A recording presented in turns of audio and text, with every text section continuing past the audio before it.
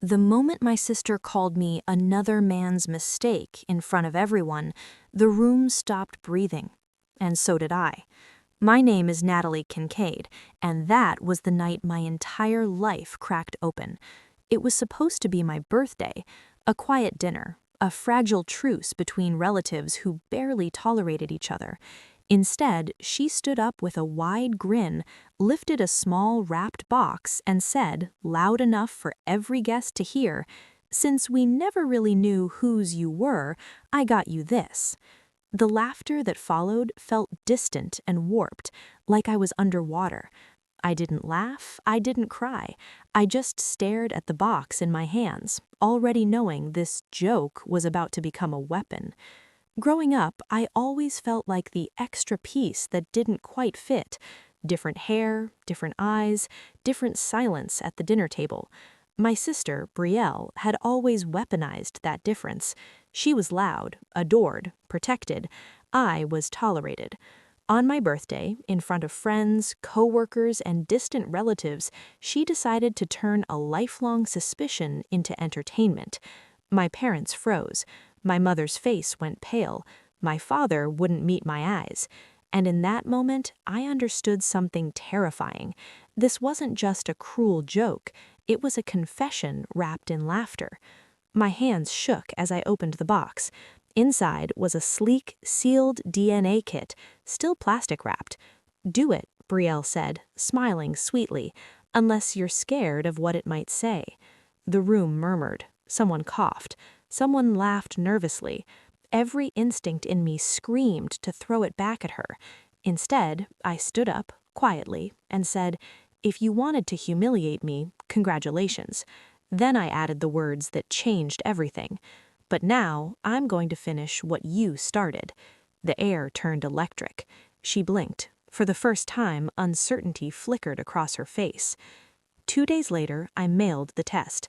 I didn't tell anyone, not even my husband.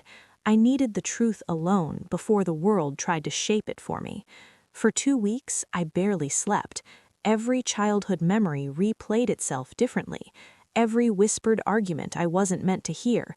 Every tense family photo. Every time my mother flinched when someone joked about resemblance. The waiting wasn't just suspense. It was grief in slow motion. I could feel that whatever came back would cost me the version of myself I had survived with. When the email finally arrived, my hands went numb. No dramatic music, no warning, just cold data waiting to be opened. I sat on the edge of my bed, stared at the screen, and whispered, "Okay, let's finish this." I clicked the file, expecting confusion. What I got instead was shock so violent it left me dizzy. Because the test didn't just reveal who my father wasn't, it exposed who my entire family had been protecting all along, and why my sister hated me enough to gamble with the truth. The results were clear, brutal, undeniable. My legal father, the man who raised me, who barely looked at me, who never defended me, was not my biological father. But what made my vision blur wasn't that absence, it was the match that appeared where his name should have been. A close, immediate paternal relative had already existed in the database, a man with my last name, a man I had grown up calling Uncle Reed, my father's older brother. The room tilted. My pulse thundered in my ears. This wasn't a random affair. This was a family secret stitched into decades of lies. Memories rearranged themselves violently.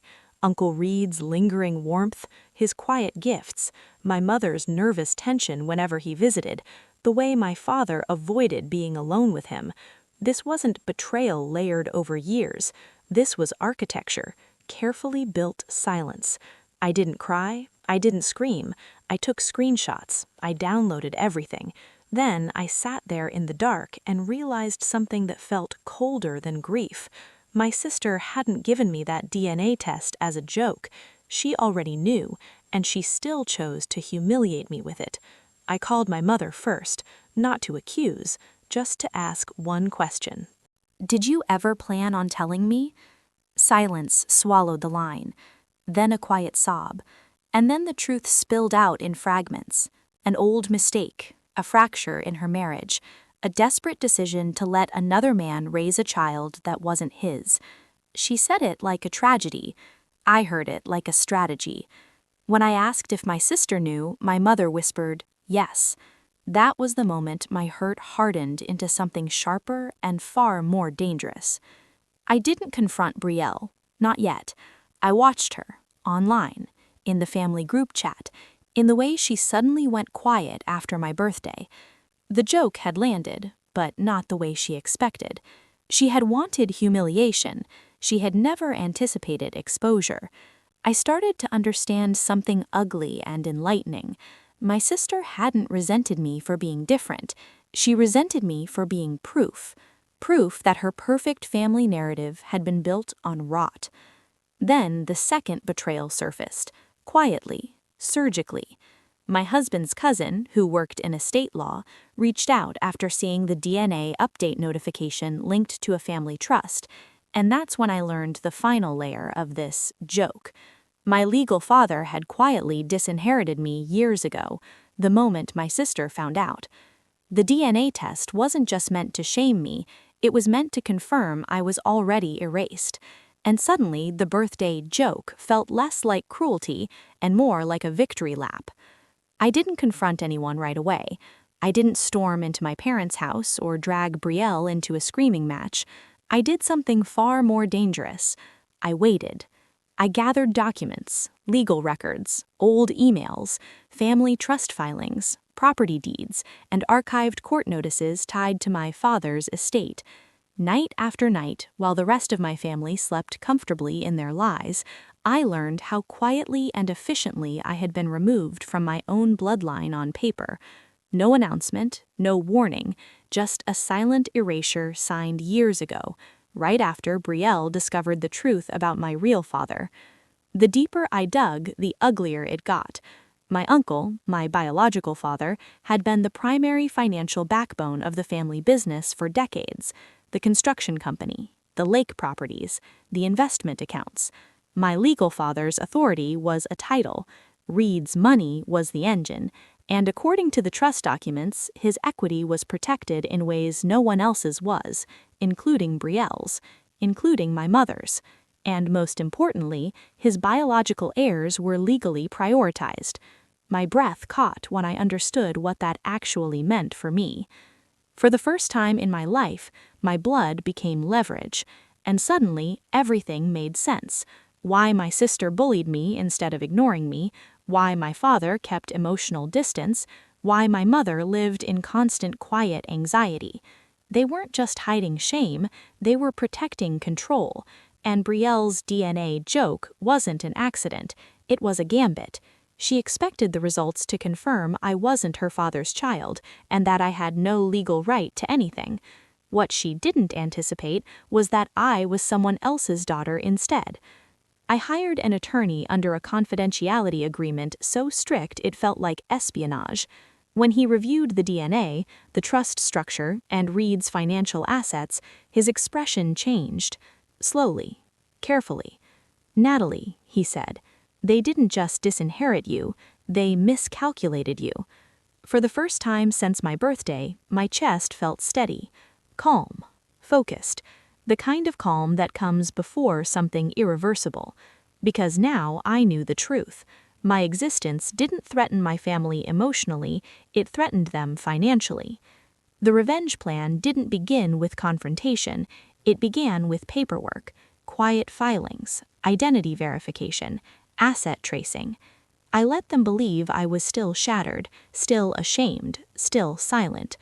Meanwhile, the foundation of everything they controlled began shifting under their feet, and they didn't even feel the tremor yet. But they would, soon, and when they did, they wouldn't be able to laugh their way out of it. My attorney arranged the meeting in a neutral office downtown, glass walls, quiet carpets, and the kind of silence that feels expensive. When Reed walked in, I didn't recognize him as my father at first. I had always known him as polished, confident, untouchable. But that man was gone. What stood in front of me was older, heavy with regret. His eyes searched my face like he had been memorizing me for years from a distance. He didn't sit right away, he just said my name, softly, like he'd been rehearsing it in secret for decades. I didn't hug him, I didn't cry, I asked one question. "Did you know they erased me?" His face collapsed, slowly. He admitted that he'd been kept at arm's length from the details of the trust, that my sister had positioned herself as the gatekeeper after my legal father's health declined, that she'd fed him stories, that I wanted nothing to do with the family, that I'd taken money already, that I was unstable. Each lie now sounded strategic, calculated. He slid a folder across the table. Inside were documents transferring provisional control of multiple assets to me, pending verification. My hands trembled, but not from fear. Meanwhile, at home, the atmosphere shifted without explanation. My mother began calling twice a day. My father left stiff, awkward voicemails pretending concern. And Brielle, she grew quiet in a way that felt defensive, not peaceful. My attorney tracked the panic back to one thing. Reed had quietly suspended funding on 3 joint accounts. No grand announcement, no accusations, just a sudden disruption in the family's financial rhythm, the kind that makes secrets loud. And suddenly, I wasn't being ignored anymore. Brielle showed up at my apartment without warning a week later. No smiles, no fake cheer. Her eyes scanned my living room like she was searching for evidence. "You've been busy," she said. I played dumb. She accused me of spreading lies, of poisoning Reed against the family, of trying to destroy everything. Her words were desperate. Sweat shined along her hairline. I realized in that moment she wasn't angry because she was losing me. She was angry because she was losing control. Before she left, she leaned close and whispered, "You don't belong here. You never did." I waited until the door closed behind her before replying to the empty room. "We'll see." That night, my attorney emailed me confirmation. The verification was complete. I was officially recognized as Reed's legal heir. The first transfer would process within 30 days, and suddenly my sister's entire empire rested on a clock she could no longer stop. The first attack came disguised as concern. Brielle sent out a group message to extended family, hinting that I was emotionally unstable and being manipulated by outsiders. She never used my name, but everyone knew. Within hours, distant relatives I hadn't spoken to in years suddenly cared deeply about my well-being, which told me everything I needed to know about who was panicking. I didn't respond. Silence was doing more damage than any defense ever could, and the more I stayed quiet, the louder her fear became. Then the second move hit harder: legal intimidation. I was served with a cease and desist, accusing me of attempting to interfere with protected family assets through fraudulent genetic claims. The wording was dramatic, the evidence was laughable. My attorney smiled when he read it. "They're bluffing," he said, "and they're doing it badly." That same afternoon, he countered with documentation certified by 2 independent labs and court-backed recognition of paternity. Within 48 hours, Brielle's legal team went silent. My mother's voice finally cracked in full daylight when she confronted me in person. She begged. Not for truth, not for forgiveness. She begged for quiet. She warned me that exposure would destroy the family.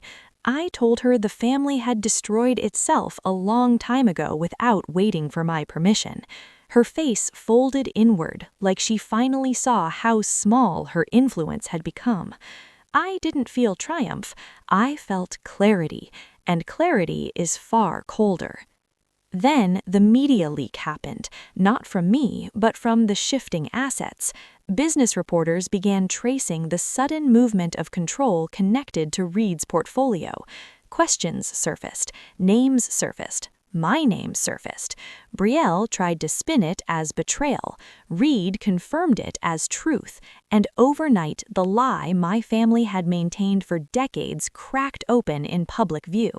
It wasn't dramatic, it was clinical, the worst kind of exposure. By the end of that week, the construction company's board had voted to temporarily suspend my legal father's authority. Brielle was removed as financial proxy. My mother disappeared from social media entirely. And I, quiet, erased, unwanted, had become the central variable no one could work around anymore. The birthday joke had metastasized into a family-wide collapse, and the final transfer hadn't even completed yet. The transfer completed on a Thursday morning at 9:14 a.m. I remember the time because my phone vibrated while I was pouring coffee and my hands stopped shaking the moment I read the email. Ownership shares, voting rights, asset control, real, legal, irreversible.